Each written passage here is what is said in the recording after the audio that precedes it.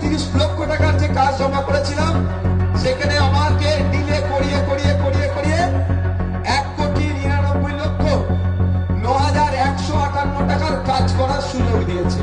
তাই তো? বাকি থাকলে নওশাদ সিদ্দিকী বলেছিল 30 লাখ বাকি থাকলে বাড়ি থেকে এনে করে দেবো, আর 3 কোটি বাকি থাকলেও বাড়ি থেকে করে দেবে, ঘোষণা দিয়েছিলাম তো। তাহলে ঘটনার সাথে জবানের সাথে কথার মিল রাখতে হবে কি হবে না? হবে কি হবে না? আমি এখান থেকে বলছি নওশাদ সিদ্দিকীর উদ্যোগে গাঁটের টাকা দিয়ে 1,37,51,125 টাকার কাজ চলছে আমার।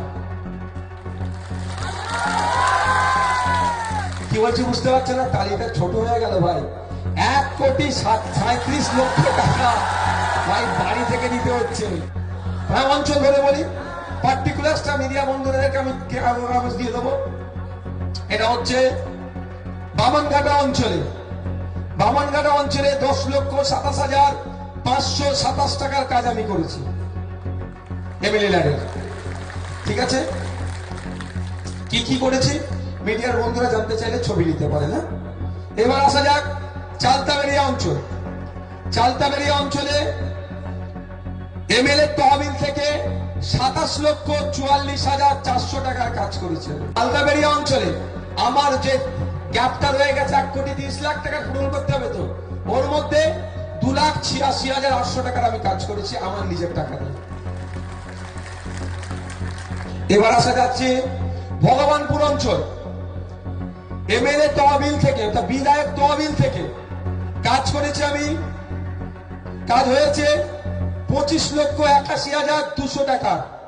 সরি 25,81,200 টাকার কাজ এমএলএ তহবিল থেকে।